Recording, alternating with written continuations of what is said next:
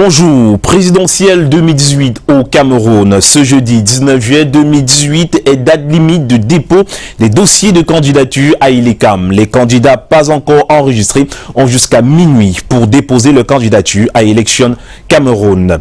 30 millions de francs CFA, c'est la caution que chaque candidat à l'élection présidentielle est appelé à verser au trésor public comme élément capital du dossier de candidature, un montant loin d'être à la portée de tous et qui laisse planer de nombreuses interrogations. On en parle dans ce journal. Voilà pour le sommaire.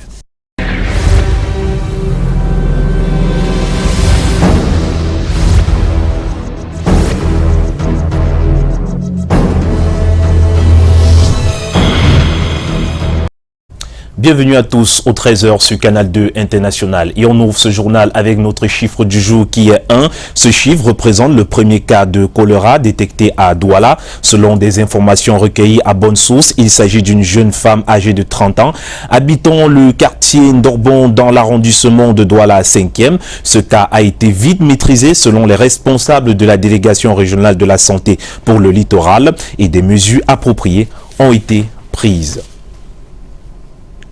Et une note dans ce journal, on en parlait d'ailleurs en titre, présidentielle 2018 au Cameroun. Ce jeudi 19 juillet 2018 est date limite de dépôt de dossier de candidature pour la présidentielle du 7 octobre 2018. Les candidats pas encore enregistrés ont jusqu'à minuit ce jour pour déposer leur dossier à Elecam. Cependant, on annonce des dépôts de candidature ce jour dans les villes de Douala et Yaoundé.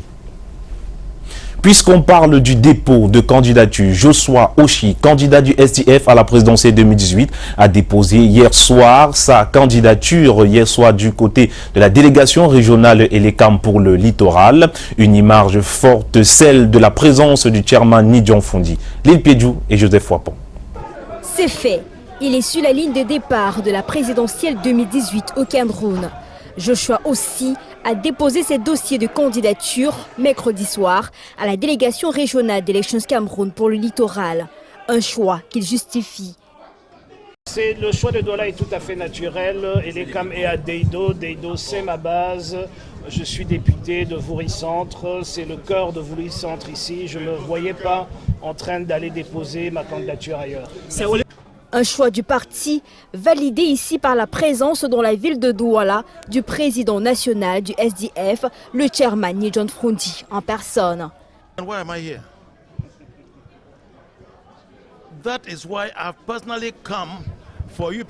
je suis ici? C'est pour soutenir le candidat du SDF. C'est lui notre candidat. C'est notre candidat et je suis là pour l'encourager. Joshua aussi est conscient de la tâche qui lui incombe après ce passage de témoin. Je suis honoré ce jour d'être accompagné par le président national du parti qui vient devant vous me donner le témoin pour continuer cette bataille pour libérer ce pays. Et ça démontre à merveille que le 7 octobre sera un référendum générationnel parce que c'est de ça qu'il s'agit. Il faut changer ce pays, il faut transformer ce pays et je pense que c'est une nouvelle génération qui est le mieux outillée aujourd'hui pour y arriver. Au regard du contexte socio-politique qui prévaut actuellement au Cameroun, Joshua aussi se présente comme le candidat de la solution. Le Cameroun est en proie à une crise et à l'insécurité partout. Et je pense qu'avec l'arrivée du SDF au pouvoir, on va résoudre tous ces problèmes pour un Cameroun de paix. Était également présent à cet important moment Théophile Kwabnan, John Komazeu et bien d'autres cadres du parti dans le littoral. Le ton est donné. Quitte de la caution de candidature pour l'élection présidentielle fixée à 5 millions de francs CFA lors de la précédente présidentielle. La caution exigible aux candidats est désormais fixée à 30 millions de francs CFA, un montant loin d'être à la portée du premier venu et qui laisse planer de nombreuses interrogations sur les mécanismes qui entourent sa collecte. Patrice Christian Dobo, Marus Kouessou. La candidature à l'élection présidentielle au Cameroun est loin d'être à la portée du citoyen lambda. Les articles 121 et 122 du Code électoral précise les options possibles pour le dépôt de candidature. Le code électoral prévoit que ce n'est que les partis politiques qui sont représentés soit dans un conseil municipal, soit dans un conseil régional, soit à l'Assemblée nationale, soit au Sénat, qui peuvent investir un candidat à l'élection présidentielle. Lorsqu'un parti politique n'est pas représenté dans ces instances, il doit recourir aux conditions prévues pour les candidats indépendants, c'est-à-dire rassembler 300 signatures qui sont données par les conseillers municipaux, les conseillers régionaux, les membres des chambres consulaires, également les chefs traditionnels de premier degré, à raison de 30 par région. Des options qui impliquent ensuite la conformité avec les éléments constitutifs du dossier de candidature, parmi lesquels figure en bonne place celui de la caution.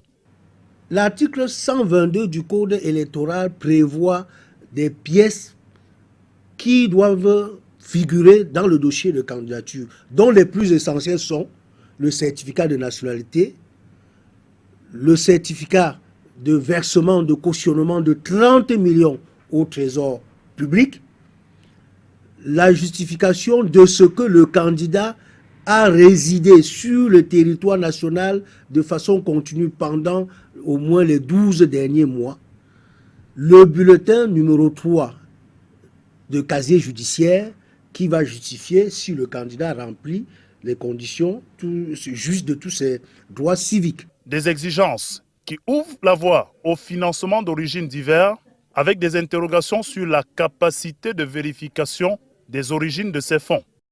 Lorsqu'un candidat est indépendant, il doit recourir à ses propres moyens ou bien faire appel au financement. Lorsque le candidat est investi par un parti politique, et le parti politique ici peut recourir à des ressources dont il dispose, c'est les ressources qui proviennent des cotisations de ses membres. Et ces ressources aussi peuvent provenir du financement public des partis politiques. L'article 268, alinéa 2 du Code électoral a prévu qu'un texte particulier doit organiser le financement privé des partis politiques.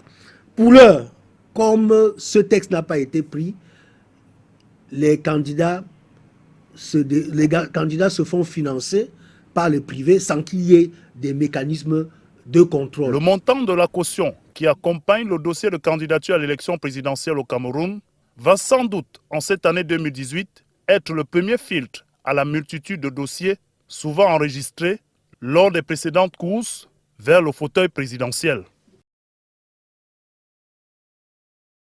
Et c'est notamment de poursuivre ce journal à Yaoundé. Le président de l'Assemblée nationale, Kavayegue Djibril, préside ce jeudi à partir de 14h30 au Palais des Congrès de Yaoundé la cérémonie de clôture des travaux de la réunion parlementaire paritaire ACP-UE.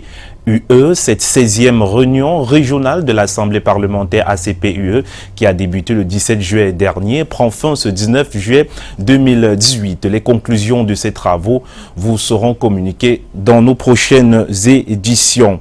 Et bien sûr, on reparle de cet accident du côté de Bankomo, c'est à Yaoundé. On va tout de suite s'y rendre pour rejoindre Laetitia de Bilon. Bon après-midi à vous Laetitia. Bonjour à tous. Accident de la circulation mercredi dernier à quelques kilomètres de Bankomo au lieu-dit Aquamaria.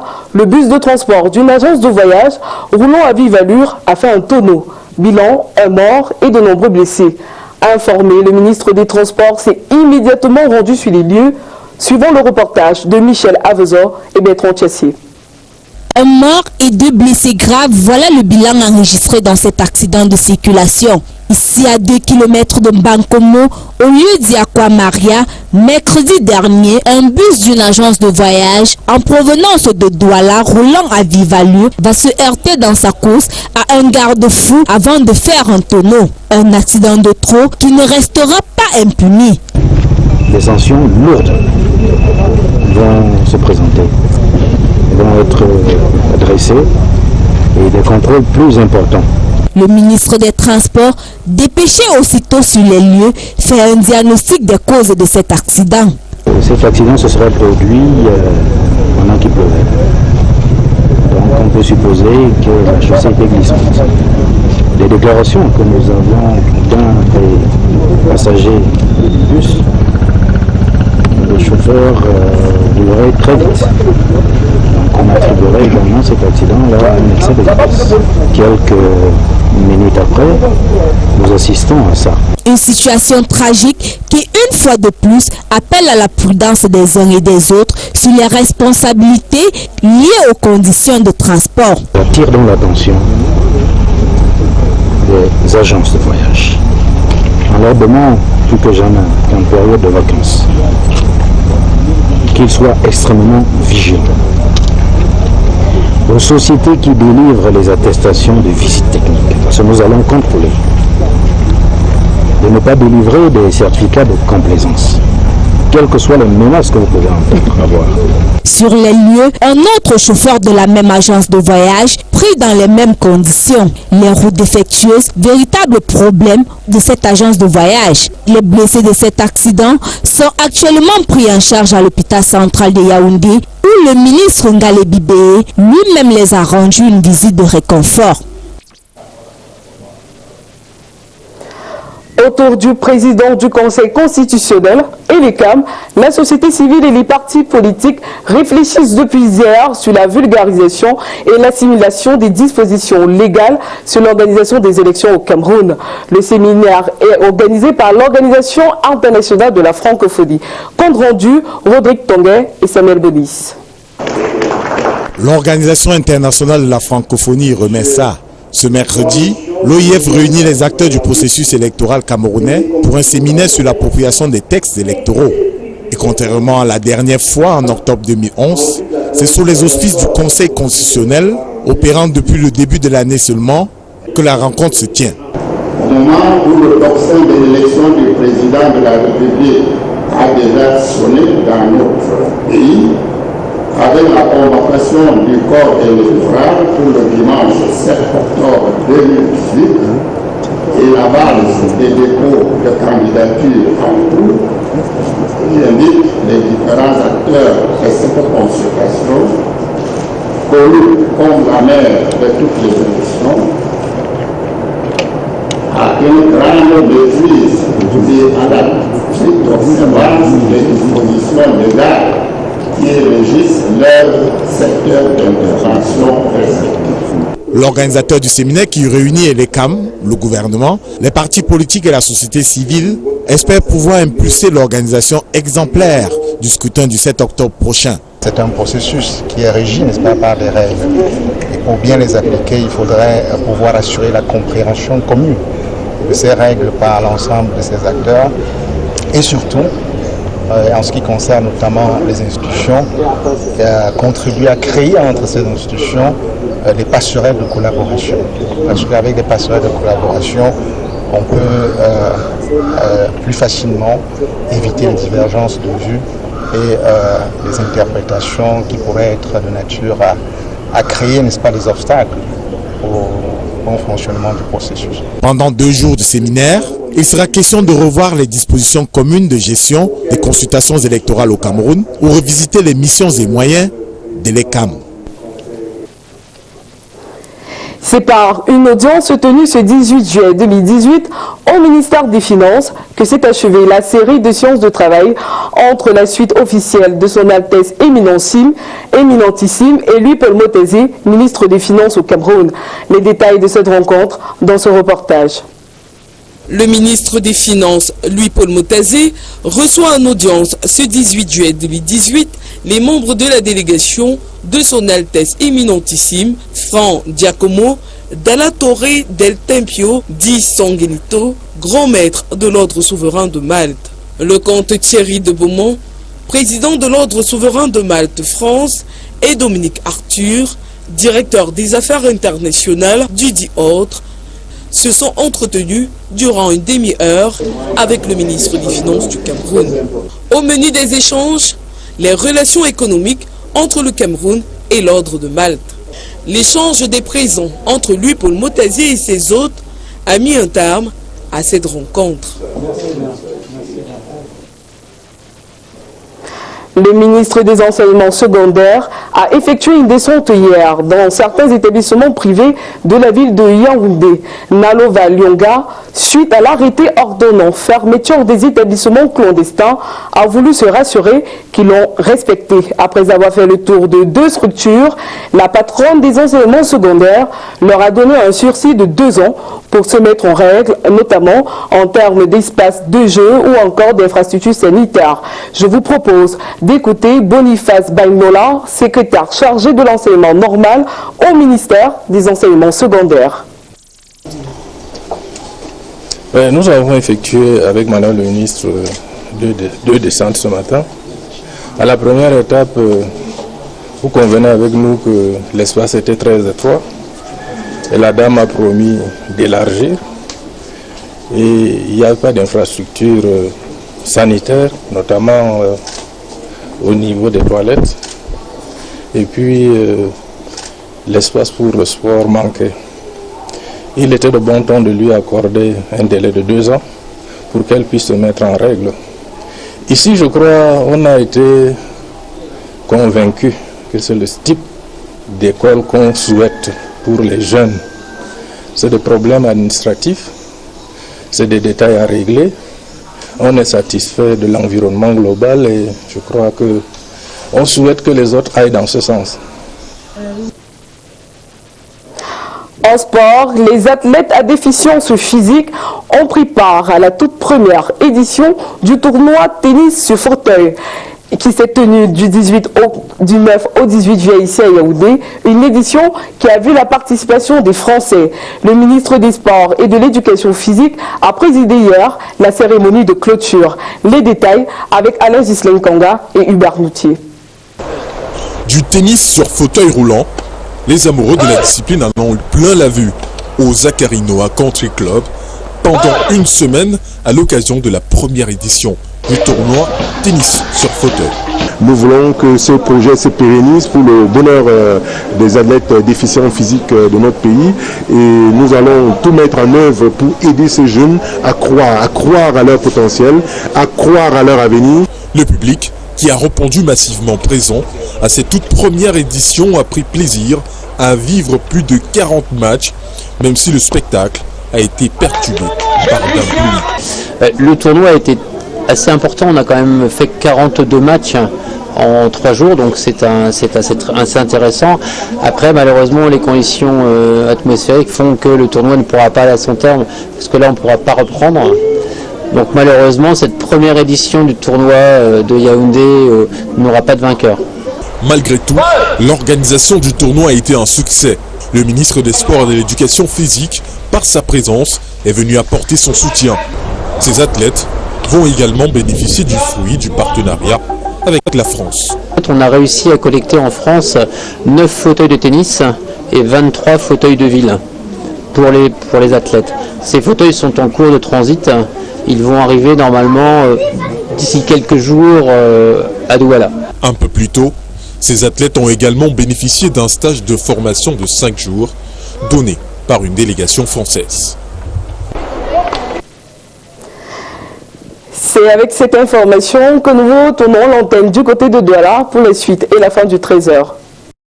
Merci à vous, Laetitia de Bilan. Et on poursuit en sport, évidemment, Lady Miyem, quand basketball est lancé à Douala. 50 enfants prennent part à cette formation en basketball. Une opportunité offerte par la basketteuse d'origine camerounaise, Edine Miyem, capitaine de l'équipe de France. Pendant 4 jours, ces jeunes filles et garçons sont invités à maîtriser les contours du basket moderne. Marc Chamo et Marus Kouessou. Ballon de basket bien affrété. Équipement en place et c'est parti pour lundi Miyem camp basketball. 50 enfants dont 30 filles et 20 garçons âgés entre 12 et 16 ans ont foulé le parquet du gymnase de l'école américaine de Douala ce mercredi matin. Avant les exercices dédiés aux enfants, François Gomez, entraîneur et formateur français de renom, s'est entretenu avec les formateurs locaux. Des lions indomptables de basketball, à l'instar de Siloas Gano, ont bénéficié de sa science. Bon, alors c'est vrai qu'il y avait une bonne quinzaine d'entraîneurs. C'est rare de voir autant de gens qui sont venus travailler. On a travaillé ensemble sur le thème du jeu à 2, du jeu à 3. Et j'ai essayé d'amener mon expérience et mes quelques compétences en essayant de retrouver mes vieux réflexes de formateur, parce que j'ai fait ça à une époque de ma vie. C'est pas simple de partager avec d'autres entraîneurs, ça c'est super. Ndi Miyem, fille de Jacques Miyem, est la capitaine de l'équipe de France de basketball féminin, alias les Braqueuses. Cette Camerounaise d'origine offre la possibilité à ces jeunes, en l'espace de 4 jours, de maîtriser tous les contours du basketball moderne. C'est essayer de donner aux enfants une éducation sur le basketball. On essaye de leur inculquer certaines valeurs de basketball, certaines techniques de basketball, des déplacements. Le thème du camp, c'est jeu à 2, jeu à 3. C'est ce que nous allons travailler et on espère que ça va durer pendant plusieurs années parce que chaque année on aura un thème différent. Ces training camps de basketball ont permis de détecter les talents par le passé avec Luc Mbahamouti et aujourd'hui Ndi Miyem lui emboîte le pas. Demain, vendredi 20 juillet 2018, à Douala-Bercy, au Cameroun, le festival Caravane de l'humour, 7e édition, monte sur la scène dès 19h top pile. Hier mercredi justement, les acteurs concernés par le dit événement ont donné une conférence de presse pour remercier les partenaires et les hommes de médias. Reportage. Les acteurs du riz au Cameroun célèbrent l'humour à travers le festival Caravane de l'humour rendu à sa 7e édition. Ils ont tenu, au cours d'une conférence de presse donnée ici à la résidence d'ICAM à Douala, féliciter les hommes de médias, mais aussi aborder les différentes particularités de ce festival. La rencontre, c'est pour dire merci aux hommes de médias par rapport à ce qu'ils nous ont apporté à l'ouverture qui a eu lieu samedi dernier. C'est pour leur dire de continuer à passer le message de ce que le Festival Caravane de l'humour est une véritable plateforme qui a pour seul intérêt et pour seul but valoriser et mettre en avant les humoristes et l'humour camerounais. Cette 7e édition, encore appelée Soirée des fils de l'humour, est parrainée par le ministère des Arts et de la Culture. Durant cette édition, les promoteurs comptent offrir des récompenses aux meilleurs humoristes. Un award est d'ailleurs organisé. Nous faisons venir un humoriste ivoirien. Vous savez que c'est un pays où il y a suffisamment d'infrastructures pour que les gars jouent dans de bonnes conditions. Donc cette expérience-là nous permettra, nous les humoristes camerounais, de davantage voir notre métier dans un sens beaucoup plus positif. Donc autre innovation, ce sont nos awards. Et nos awards qui vont naturellement pousser les humoristes à davantage travailler. Du riz, il y en aura. Ce vendredi 20 juillet 2018 à Douala-Bercy dès 19h.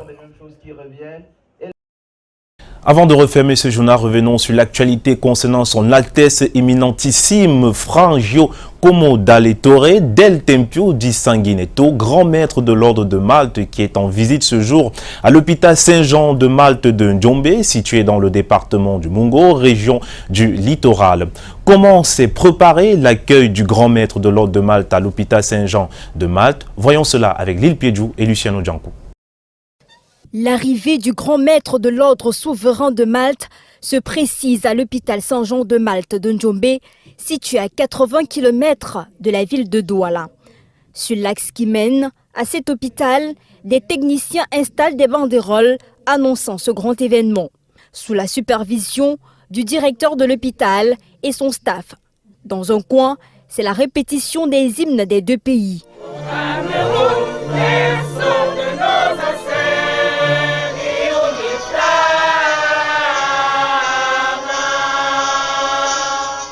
L'hôpital Saint-Jean de Malte de Njombe est une référence au regard de son important plateau technique, que vous soyez au laboratoire, en néonatologie. Lorsque les bébés sont admis dans la salle des couveuses, le plus souvent, comme je l'ai dit tantôt, ils ont un poids inférieur à 2 kg. Dans la majorité des cas, nous les recevons avec des poids entre 1 kg et 1,5 kg. Donc ils séjournent dans cette couveuse jusqu'à ce qu'ils atteignent un minimum de 1,8 kg. En médecine, pédiatrie, salle d'hospitalisation, pharmacie, tout y est pour prendre en charge les malades qui viennent parfois très loin de Njombe. Le service de médecine à l'hôpital est divisé en 2 unités. On a une unité que nous avons baptisée le service de médecine annexe qui accueille principalement les malades avec un potentiel de contagiosité légèrement élevé. Signalons que l'hôpital dispose des aires de jeu pour enfants et un espace de repos pour le personnel. L'hôpital Saint-Jean de Malte, c'est 150 professionnels de santé hautement qualifiés qui prennent en charge quotidiennement plusieurs pathologies. Les plus récurrentes, les souches de paludisme et les victimes d'accidents de la circulation très fréquents sur cet axe Douala-Bafoussam. Notre vrai problème, certainement, relève de la route de l'Ouest, qui est une route particulièrement accidentogène et qui nous fait intervenir énormément au niveau du bloc pour de nombreux accidents. Chaque mois, 2000 malades sont reçus ici. Une expérience qui sera vécue par son Altesse Éminentissime, Fra Giacomo dalla Torre del Tempio di Sanguineto. Notre priorité demain, elle est complètement tournée vers les patients. Bien entendu, c'est cette réalité que nous voulons partager avec le grand maître, avec le ministre de la Santé publique ici présent, et on ne fera que leur montrer notre quotidien. La visite de son Éminentissime ne ralentit pas pour autant l'activité dans cet hôpital privé confessionnel non lucratif. Merci à tous d'avoir suivi le 13h sur Canal 2 International. Au revoir.